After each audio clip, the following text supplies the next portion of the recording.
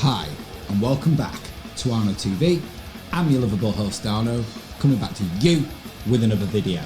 Now, I've not been on for a couple of days because I had some internet issues at home and didn't have broadband access for a few days. I don't know whether it was something to do with the weather.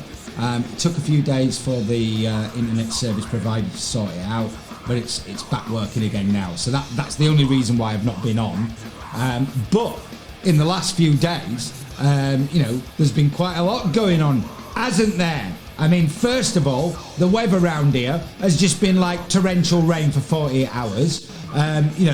When I look out into my local valley, it's underwater, So if anybody out there, in my local area or any area of the country that's been affected by these floods that's got caught up in this, then, truly my heart goes out to you because it from what I've seen with my own eyes around here, it's absolutely terrible. So, if things weren't bad enough, we've got floods to contend with now as well.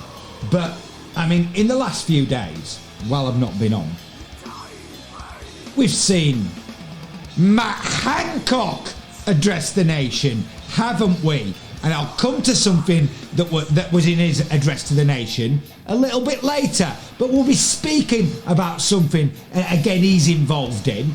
And today, who did we have addressing the nation? Priti Patel. Priti Patel addressing the nation. So let's just go have a look, first of all, at some of the things that Priti Patel had to say for herself this afternoon in this address to the nation. So I'm just going to go over to the internet and we're just going to get this set up.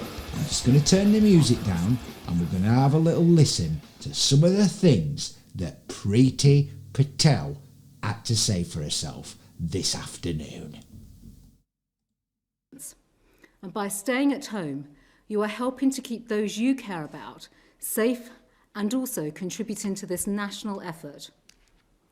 But there is still a small minority who refuse to do the right thing. And to them, my message is clear. If you don't follow these rules, then the police will enforce them. Police officers are now moving more quickly to handing out fines when they encounter breaches, and they have my absolute backing in doing so.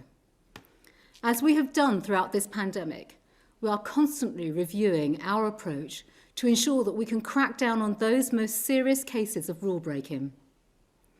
And today I can announce that next week we will be introducing a new £800 fine for those attending house parties, which will double for each repeat offence to a maximum level of £6,400.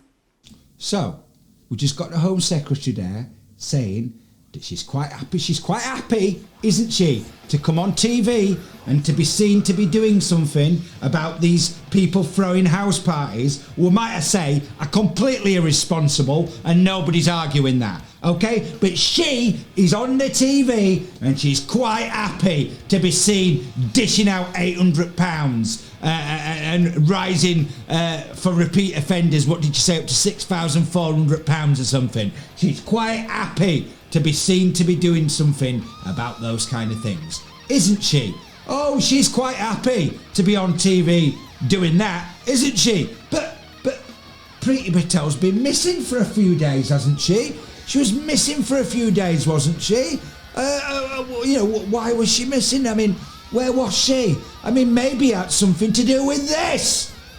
Priti Patel squirms as Piers calls for her resignation after losing 400,000 crime records. And this article refers to her, because she appeared yesterday on Good Morning Britain, and Piers Morgan grilled her about it, didn't he?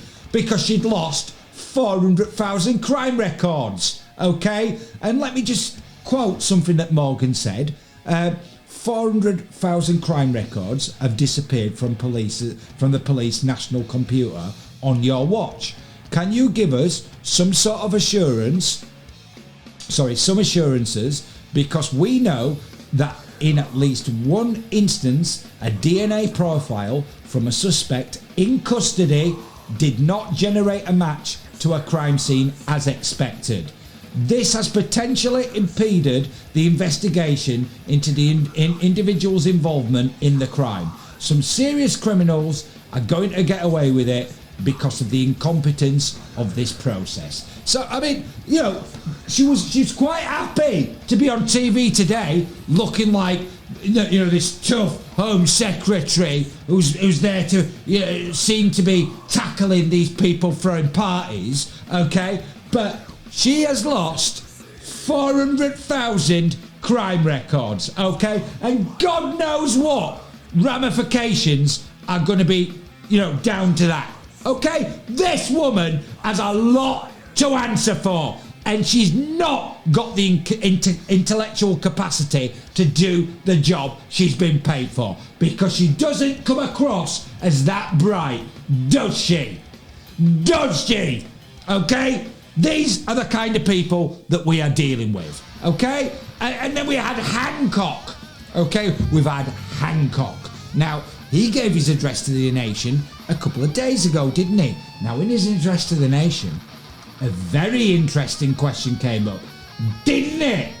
That maybe some of you missed out there, okay? But let's just have a listen to that question that I'm talking about, because he gives some very, very interesting answers, does Matt Hancock, and very, very contradictory, and proves that he needs to answer a lot of questions about a great number of things.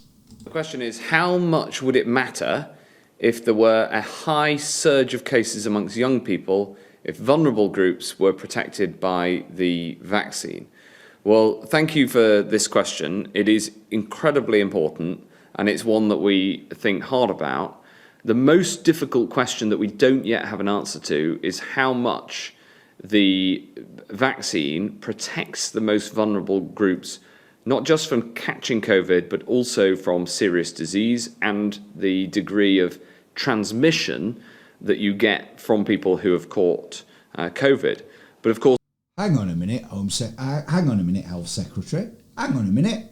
Haven't you, for the past number of weeks, and all the information been telling everybody that the vaccine is 95% effective? So shouldn't your answer to that question have been 95% effective? But you don't seem to know how effective it is all of a sudden. That's very interesting, isn't it? Of course, people, it's not just the most vulnerable, those in the top four priority groups, who do consist of the vast majority of deaths, 88% of deaths. But for hospitalizations, younger people are more likely than that. Hang on a minute, Health Secretary Hancock.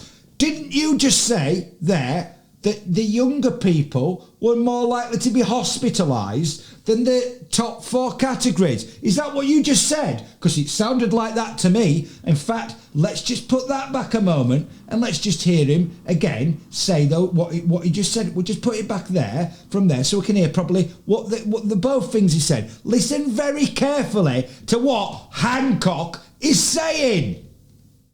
About the most difficult question that we don't yet have an answer to is how much the vaccine protects the most vulnerable groups, not just from catching COVID, but also from serious disease and the degree of transmission that you get from people who have caught COVID. But of course, people, it's not just the most vulnerable, those in the top four priority groups, who do consist of the vast majority of deaths, 88% of deaths. But for hospitalizations, younger people are more likely than that. Oh, really? Younger people are more likely than that, are they? Than the top four categories? Very interesting. Very, very, very interesting, isn't it? These people contradict themselves constantly, okay? The answer to the question should have been, the vaccine is 95% effective. That's what it should have been. But all of a sudden, he doesn't know how effective it is. And suddenly, young people are more likely than the top four categories to be hospitalised. That is what he just said. Okay? And these are the kind of people that we are dealing with. We are dealing with the kind of people that, even though Matt Hancock said that out of his own mouth on national television, he's the type that would deny he even said it. Okay? These are the kind of people we are dealing with. And when I say these people have a lot to answer for, I'm not kidding. Okay? These people need to be dragged into Parliament, and they need to be made to answer some serious questions about all sorts of things. Okay? And there's no disputing it. There is no doubts about it. Okay? These people have a lot to answer for. These people are hell-bent on keeping us in lockdown for the whole of this year. You can bet your bottom dollar on it, because isn't it interesting that when we went into this lockdown, we were told that it was going to be February the 15th that this lockdown was going to be over. But ever since we've gone into it, it seems to be, all the ministers are saying it's going to be March now, and some saying April. But now, today, we've got national newspapers printing these kind of stories. First of all, in the Mail Online. Is Britain's COVID vaccine drive already doomed? ? Our number won't drop below 1 when restrictions are lifted, even if everyone gets the jab. As experts warn, herd immunity is impossible, and Sage says lockdown is needed until May because shots aren't a panacea. Okay, that was in the Mail Online today, and it's a similar story over in the Sun.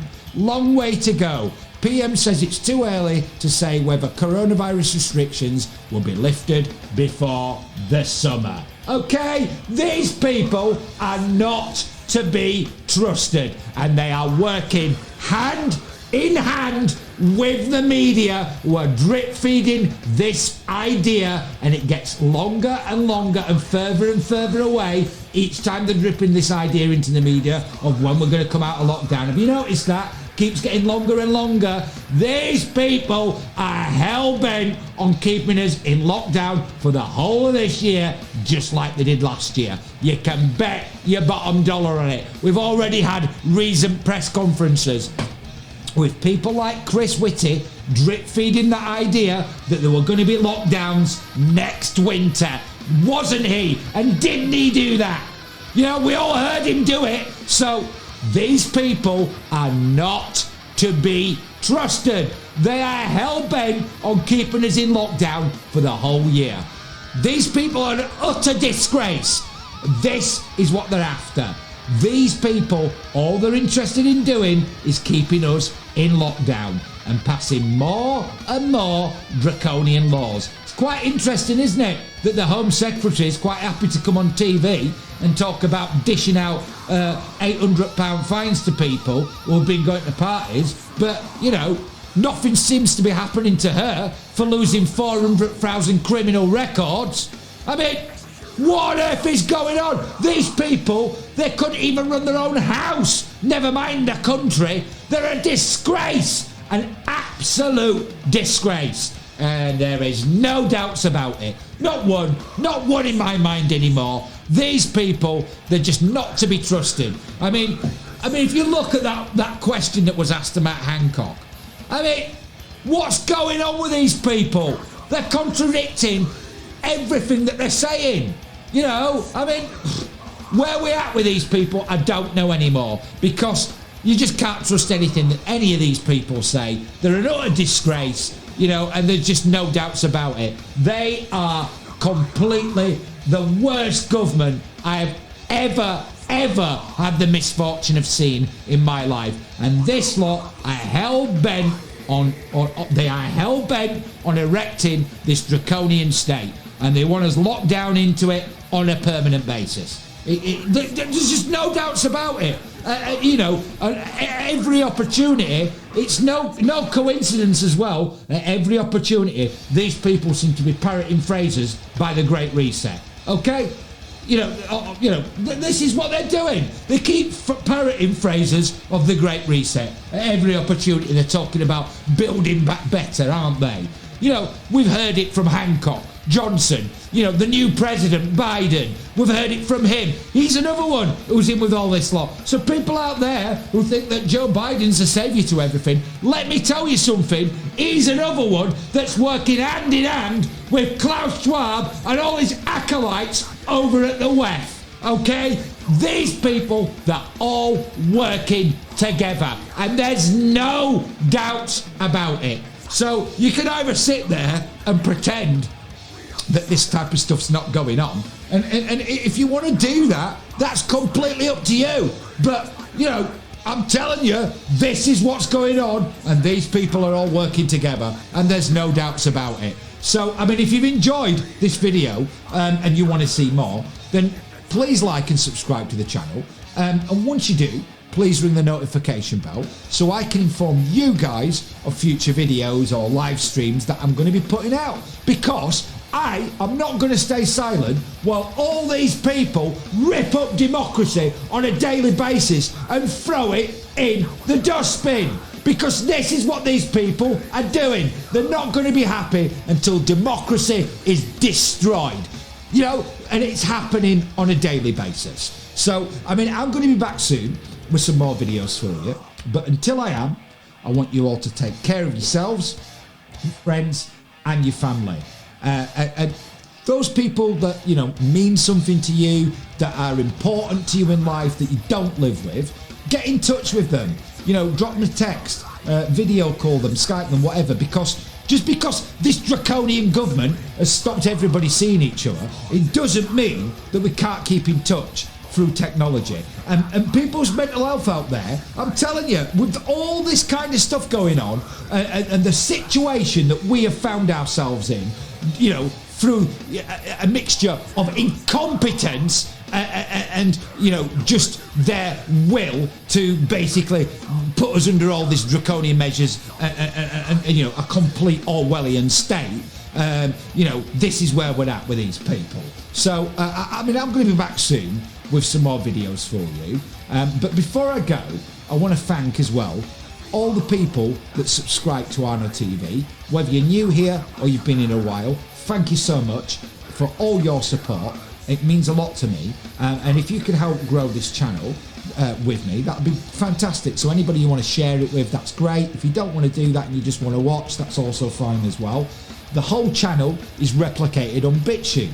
And the one video that was censored by YouTube is still available for you to watch there. And I'd advise you to go watch it, because again, it's information that's in the public domain that, guess what, none of the mainstream media want to talk about, none of the politicians want to talk about, and YouTube want to censor. And this is the world we are now living in. Okay, this is where we're at with this group of people. So I'm going to be back soon with some more videos for you.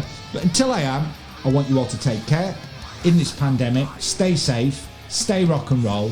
And I'm going to be back soon with some more videos for you. So take care.